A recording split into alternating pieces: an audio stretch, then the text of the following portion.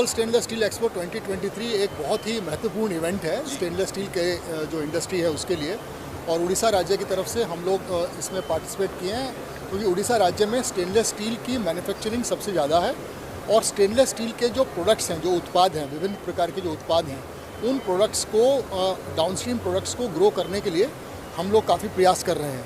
हमारे जो पार्टनर्स हैं वहाँ पर बहुत सारी इंडस्ट्रीज़ हैं, स्टील और स्टेनलेस स्टील की लगभग सभी इंडस्ट्री उड़ीसा में हैं। उनके लिए जो आगे के डाउनस्ट्रीम प्रोडक्ट्स हैं उनके प्रोडक्शन को बढ़ाने के लिए हम लोगों ने इस एक्सपोजिशन में पार्टिसिपेट किया है और हम लोगों ने एक स्पेशल स्कीम लॉन्च की है आज के दिन, जिसमें कि जो स्टेनलेस स्टील के डाउनस्ट्रीम प्रोडक्ट्स बनाने वाले हैं या स्टील के जो डाउनस्ट्रीम प्रोडक्ट्स बनाने वाले हैं उन लोगों को 20% capital investment subsidy, ₹4 per unit electricity for a period of 7 years, and there are other incentives also like low cost land, low cost of water and factory gate availability of water, power and connectivity। ये scheme हम लोगों ने launch की है। इसके अलावा उड़ीसा में एक जिंदल स्टेनलेस स्टील पार्क भी लॉन्च किया गया है।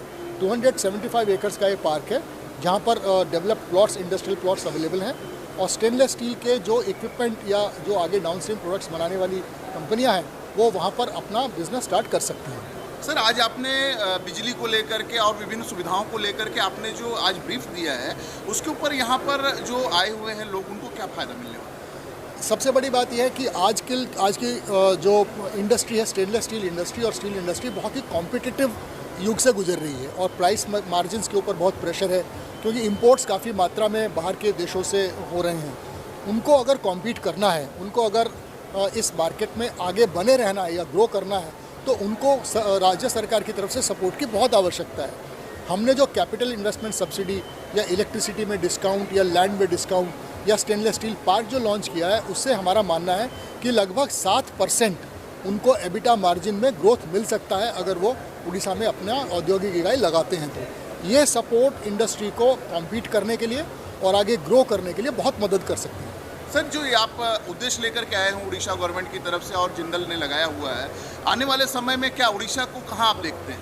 आने वाले समय में हम देखते हैं कि जिससे आज भी उड़ीसा स्टील और मेटल इंडस्ट्री में लीडर है और ये लीडरशिप हमारी आगे और भी ज़्यादा ग्रो करेगी क्योंकि हमारे यहाँ अभी जो स्टेनलेस स्टील और स्टील के जो नए प्लांट्स लग रहे हैं, न केवल जिंदल स्टेनलेस बल्कि रिमझिम इस्पात ने भी हमारे यहाँ इस समय एक बहुत बड़ा एक इंडस्ट्री सेटअप की है और आगे भी जो फेरो एलॉय और फेरो क्रोम के जो प्लांट्स हैं जिनकी वजह से स्टेनलेस स्टील को और बढ़ावा मिलेगा और जो स्टेनलेस स्टील के डाउनस्ट्रीम प्रोडक्ट की इंडस्ट्रीज़ हैं जैसे पाइप्स हैं, ट्यूब्स हैं, स्ट्रक्चरल्स हैं, कंस्ट्रक्शन, रियल एस्टेट में जो सब इक्विपमेंट लगता है वो है, रेलवे कोचेज़ हैं, ऑटोमोबाइल कंपोनेंट्स हैं, इन सब के लिए उड़ीसा राज्य में इस समय सबसे अच्छा अवसर है अपनी इंडस्ट्री लगाने का। सर, मुख्यमंत्री जी का, नवीन पटनायक जी का जो विजन है साफ है उड़ीसा को आगे ले जाने का, उसके ऊपर क्या कहेंगे सर?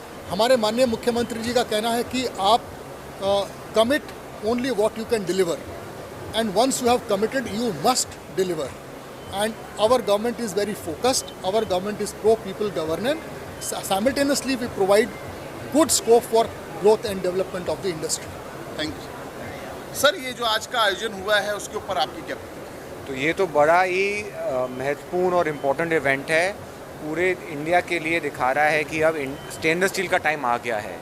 अपनी metal one of the fastest growing metal है कंट्री के अंदर, उसके एप्लीकेशन जो पहले 30-40 साल पहले यूटेंसिल्स पे फोकस होते थे, अब हर एरिया में स्टेनलेस स्टील आप देख रहे हैं। रेलवे के अंदर, ऑटोमोटिव के अंदर, ABC sector, architecture, building construction, आपके अब ब्रिजेस स्टेनलेस स्टील में बनने लगे हैं।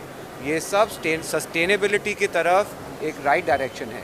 तो अभी अपना ग्लोबल एक्सपो का जो फोकस है is to promote the benefits of stainless steel, educate करना, अवेयरनेस देना, बिकॉज ये मेटल में इतने सारे गुण हैं, जब लोगों को पता चलेगा तब इसकी यूसेज बढ़ती है। सर, जिंदल लीड कर रहा है, जिंदल के बारे में सर बताइए कि किस तरह? तो अब हम इंडिया के तो सबसे नंबर 1 स्टेनलेस स्टील प्लेयर हैं। ऑलमोस्ट 3 मिलियन टन कैपेसिटी है हमारी, ग्लोबली अब हम टॉप 10 में आते हैं।